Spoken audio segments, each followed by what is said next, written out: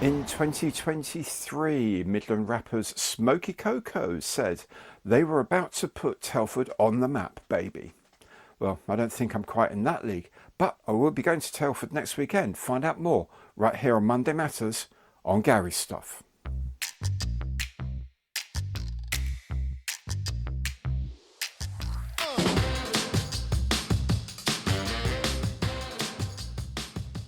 Hi, I'm Gary. Welcome to my channel. Welcome back if you've been here before. Today, indeed, is Monday Matters.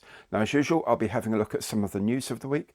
I'll be catching you up with what I've been up to on my bench. And, of course, I'll be discussing this week's featured kit of the week. These bits come as chapters, so you can hop backwards and forwards as your heart desires. Now, if you like what you see today, you might consider supporting the channel. The easiest way to do that, and it's free, is to subscribe. If you also make sure you hit the bell, then you'll be notified of all my future content as it is published. And as usual, anything you see on my channel you like, please do give it the old imperial thumbs up on that like button below, because every like counts. And if you'd like to make a more concrete contribution to the channel, you can do that through any of my online partner programs like Patreon, Buy Me a Coffee and Ko-fi, or indeed my affiliate programs. Information on all of those is in the information box below. I will be giving you the news of the latest thing out from AIRFIX in a few minutes, but first, a quick reminder that this Thursday coming is the first Thursday of the month, and despite it being the day before I go to Telford, I'll be still running my live stream. The live stream will be there from 8 p.m. till 10 p.m. in the evening in Greenwich Mean Time. That's 2000 to 2200 Zulu, if that means anything to you. And it will be the usual mix of chatter and banter, and of course, Nick's Conundrum. Now, the box of Nick's Conundrum has already arrived. Here it is in grey this time. I will tell you right now, he's not a happy boy. He really, really wants to get on with this one. So it could be all sorts of different things. I will tell you more on Thursday. You'll get the first clue, which is on the box, and then we'll see where we go from there. So 8 p.m. on Thursday evening is coming Thursday, which is the 7th of November. Come along, have some chat, have some fun, and have a guess at what Nick's Conundrum is. Remember, if you guess what Nick's Conundrum kit is, so you have to guess what it is, who makes it, and what scale it's in, then you'll get your own mystery box kit from Nick as well. Okay, secondly, I will be doing another raffle this week. I did say it'll be the first Monday of each month. This weekend's been a little hectic, so I will arrange it for later in the weeks, and it will run for 2 or 3 weeks, as before, probably 2 weeks as before. So keep an eye out for the program launching that. And of course, there is Scale Model World coming up next weekend. I'll be going up on Friday. I'm hoping to stop off at the RF Museum at Cosford on the way to have a, remind myself of some of the exhibits there. If you're around at Cosford, or indeed you're around at Telford and you see me and you want to come and say hello, please do. I mean, if I've very obviously got a video camera running and I'm standing next to Dale from AIRFIX or one of the other manufacturers or something like that, then obviously I'm probably filming. But do hang around. I won't be filming for very long. Please do say hi. Remember that I pretty much won't know what you look like. You know what I look like. I don't see the majority of you. So please do come up and say, hi, Gary, I'm whoever, and stop and have a chat. Yeah, that would be great to see any of you that are up here. Reminder also, if you have some AIRFIX flying hours that you'd like to donate to Models for Heroes, and you're thinking, oh, I've got some, but the post is so expensive these days. Don't blame you. Postal costs are scandalous these days. Then take them with you and drop them off at the Models for Heroes stand. They've got a stand, I believe it's in Hall 3. Right next door to them is Friends of Models for Heroes. They have a stand as well. So do pop along, say hi. And if you've got anything you'd like to take with you to donate to them, please give it to them there and then. They'll be happy to accept it. And last of all, do please keep an eye out on the channel, because something will be coming from AIRFIX this week. That's I think something will be coming from AIRFIX this week. It'll be a new tooled kit. I suspect they'll announce it on Friday because it's the day before the Telford show opens.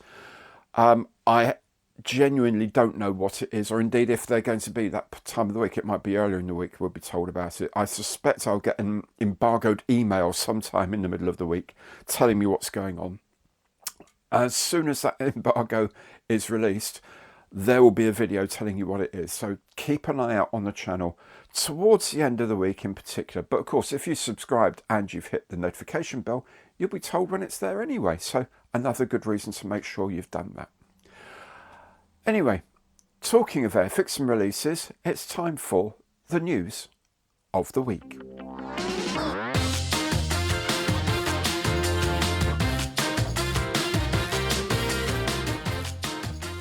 First of all, announced today by AIRFIX is the return of the Bristol Super Freighter, now as a vintage classics kit. This first appeared in 1959, although it didn't get its classic Roycross artwork until 1967. This release will have the colours of British United Airways, but with newly printed cartograph decals. The kit has 107 pieces, including a loading ramp, and when complete will be 312mm long and 457mm in span. It's a Series 5 kit with a suggested price of £24.99 and is available right now. Look out for more news from AIRFIX later in the week. Announced by ARMA Hobby this week is a Curtiss Hawk 75 fighter in 1/72nd scale. I'm sure this will be an amazing kit, but I'm just as sure this will also be available eventually in 1/48th scale. Seems to be the way of ARMA Hobby. Look out for the 1/72nd kit next year. Xscale has shown some frames of their upcoming Lockheed Orion in 1/144th scale. Based on their existing Electra, it has new parts, including stations under the wings for Harpoon missiles. Special Hobby has announced it will make kits of the MQM-74A Chucker target drone. These will be available in both 1/72nd and 1/48th scales. Now at 1/72nd they will be pretty small, just over 5 centimeters long, so you'll definitely want the launch supports as well, as shown here. Pig Models has this 1/35th scale Sherman tank with a T1E3 mine exploder on the front. Now from what I can see, this is probably an Asuka Sherman kit from 2015, but with new parts. It does look pretty cool though. MINIART has a new set of figures in 1/48th scale depicting German and Italian pilots and soldiers of the German Arab Legion, or DAL, a new take on the Desert Air War in the Eastern Mediterranean. HASEGAWA show us that model cars aren't all about Tokyo drifting with this new 1/24th scale kit of the Nissan Starlet 1980 three-door hatchback. Now this is the KP61 model, the only Starlet sold in the USA. I especially like the tartan interior. Finally, airbrush company GAAHLERI has launched a set of metallic pens. These come in a range of 10 colours, including the usual aluminium, grades of steel and gunmetal and so on, but also including copper, a few golds and zirconium black. The US list price is $30 for the set, although they are on offer at $20 for the set on the relaunched GAAHLERI website. But expect these to arrive in the UK and in the EU towards the end of November.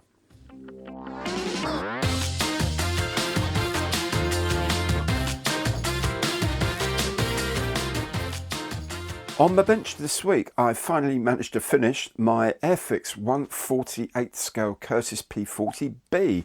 What a lovely kit it is to put together. Really, really enjoyed doing it, and you can turn it into something really nice with a tiny bit of effort. If you've a mind to try a 1/48th scale plane, this would be a really good kit to start with. It goes together superbly well. Even the pilot figure's really nice. So that would be my suggestion if you're wanting to dip your toes into this area. If not, and you build these things anyway, I promise you it's a lovely, lovely kit to make, and it can be a real mojo build if you're feeling a bit out of sorts. You want to build something substantial, but you really can't face an Edward super kit or whatever. AIRFIX 1/48th P40, absolutely brilliant. Really, really enjoyed making it. Also this week, I did finish something I've been doing in the background, which was one of Nick's previous conundrum kits, which was the Martin Baker Tank Buster. And it's in 1/72 scale from Unicraft. It's a completely resin kit, so that was quite a lot of fun to do that. I haven't built a fully resin kit for a very, very long time. But it went together okay. And, you know, a bit of filling and tweaking and fiddling around here and there. A few replacement parts nicked from other things. And hey presto, we've got a pretty creditable kit of a completely bonkers aeroplane. It was designed, as the name suggests, to destroy tanks. So it had a 6-pounder Mollins gun, you know, the 57mm gun from the Mosquito 18, and nothing else. That was its sole armament. So it would have been a little bit vulnerable. You would need fairly good air coverage to be flying one of those around just with a massive gun like that on it. It was never built. It never left the design stage because other things came along, like the Typhoon and rockets. So a thing that was consigned to the dustbin of history before it was even cut out of aluminium. But an odd and interesting plane nonetheless. And you know me, I really, really like odd stuff. So I enjoy painting it up and doing it, and did it as a prototype aircraft. Yeah, I'm really happy with it. There we go. I have been working also on my Shorts Tucano, the 1/72 scale Remembrance Day special, which I'm hoping I should be able to finish this week. And of course, I've also been working on my Models of Heroes Tribute 1/48 scale Spitfire. However, I have been working quite a lot on this week's featured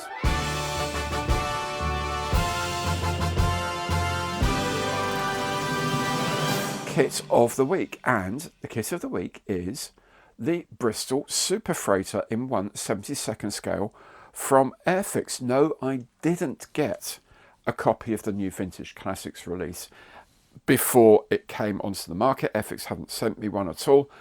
I had in the stash, thanks to Nick, a Bristol Super Freighter from 1996, I think the release was. So the plastic parts are the same. It builds up the same. So I've started building that. I'll probably have the build video of that later in this week. The only principal difference between what I'm building and what you'll get in the Vintage Classics kit is, of course, the sheet of cartograph decals that come with the kit now, the newly printed decals. It doesn't matter because I'm doing a completely different paint scheme anyway to anything that AIRFIX have released. So, you know, again, you know me, I like doing odd decal schemes and odd marking schemes. So this one's quite odd. So do catch up with that later on in the week. As I say, if you're thinking about the Super Freighter that's just been released by AIRFIX, this will show you how to build it anyway, because the plastic parts will be absolutely the same. Okay, well, that's all for today. Hope you enjoyed yourselves. If you did, do please remember, give the old Imperial thumbs up on that like button below, because every like counts. You should also, if you haven't done so yet, please remember to subscribe, hit the bell, and you'll be notified of all my future releases as they are made. And of course, why not leave a comment? If you enjoy something, leave a comment. Comment on someone else's comments. All of that helps the system, helps the algorithm, helps the video be boosted to other viewers, and it helps out the channel, and it don't cost you anything. So thank you so very much for watching today. Hope to catch you up later in the week. Hope to see you at Telford if you're there. Take very good care of yourselves now. I'll see you soon. Goodbye.